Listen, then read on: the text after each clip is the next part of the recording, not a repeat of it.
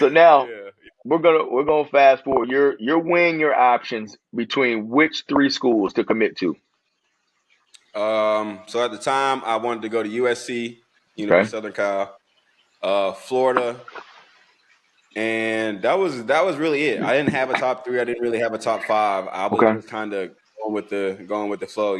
My mom, she tried to. She was like, drop. She was like, you need to release the top five so teams know. You need to release the top five so coaches know. And, da, da, da. And I was like, no. I'm like, nah. I'm like, I don't want to do that. Like, I didn't want to do that because I don't know. I don't know why I didn't do it, but I just didn't. I never released the top five, top three, none of that. I never told my parents like top three, top five. Never really told anybody. Right. You know what I'm saying?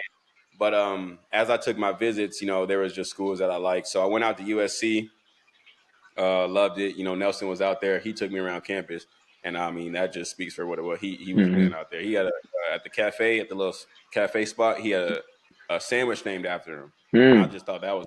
And I was like, I'm coming here. I'm like, Right. sure. Don't even worry about it. Don't even worry about it. So it was USC and really Florida. Those were the main two, right? So the USC visit that really got me, Okay. and then Florida. Yeah. Now you ultimately end up coming to Florida. Um, I think your freshman year, were you the nickel your freshman year? At Florida? Yeah. No, no, no, no. I started on the outside. Okay. So you Well, started I didn't outside. start the first. Yeah, that's actually a funny story too. All I'll right. Go tell with you a it. little Go bit. with it. Go with it. Yep. So yeah, go with that A story. little. Yeah, yeah. I'm about to get into it. A little bit about the recruiting. Going back to kind of your first question. Um, a lot of guys, and I didn't even know this, but a lot of guys in, from high school to college would go in, and not really. It's not really the players, probably more so the parents, like whoever is representing. Like they would go in and they would ask, like, who's playing, like who's the starter, when will my son play, et cetera, right? And I think my dad being a coach, that was never a thing, right? You're not going to ask like who's starting, when will my son play, that type of deal, right? So when I commit to Florida, I have no. I'm not even thinking about when or when my time will come to play or if I'll even play. Right? I know I'm a 5-star recruit. I know I'm the best. I'm confident in myself. But as far as the college game goes and the logistics behind it and kind of like you don't just come in and play because you're a freshman, right? I didn't know that though. I was just thinking like, shit, I'm gonna start probably. Like, I don't know. You know what I'm saying? However it may go, right?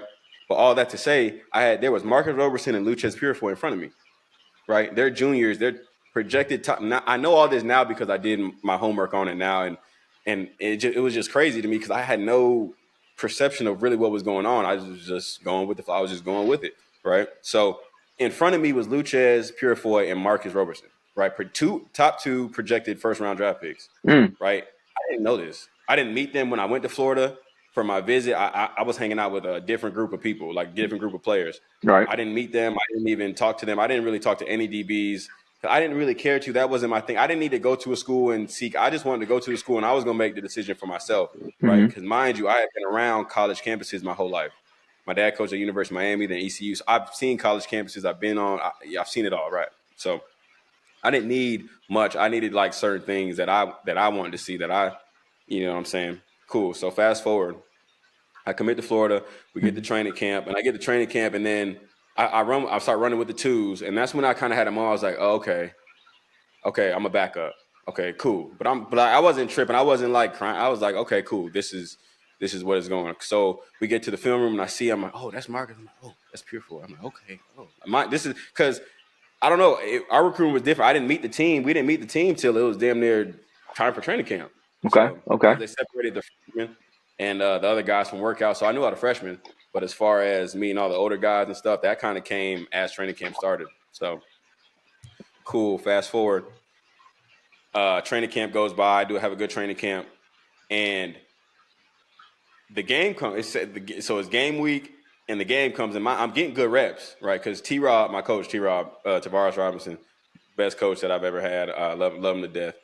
He knew what he was doing. Looking back on it, I know he was practicing. I was practicing so hard. I'm thinking I'm playing. Okay.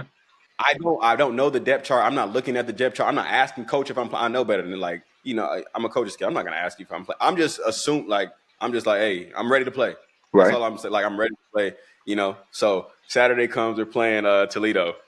And this is the real moment of realization. I was like, oh Jesus.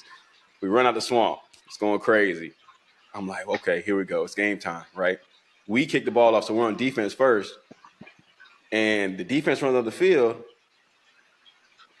And I'm sitting right next to the coach. I'm like, okay. I'm like, oh, I'm not even playing. I'm like, what's going on? I'm like, oh shit. What am I? Oh, excuse my language. I'm sorry. Excuse my language. I'm like, oh, I'm like, okay. And mind you, I'm not mad. I'm not angry. I'm not like about to cause a hissy fit or nothing like that. But I'm like, oh, okay. This is what's going on.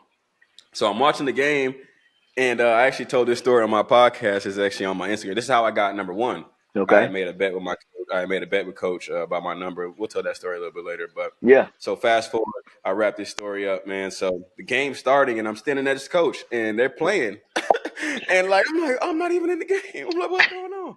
Cool. So halftime comes up. We got probably about a maybe 14-point lead, and coach comes to the sideline. He's like, "You ready to play?" I'm like, "Yeah, I'm ready to play." You know, you can ask him. I'm like, "Yeah, I'm ready to play." I'm like, "Duh." Cool. So he puts me in the game. I end up getting a pick, like my second series in the game, and that was it. The rest was history. That was it.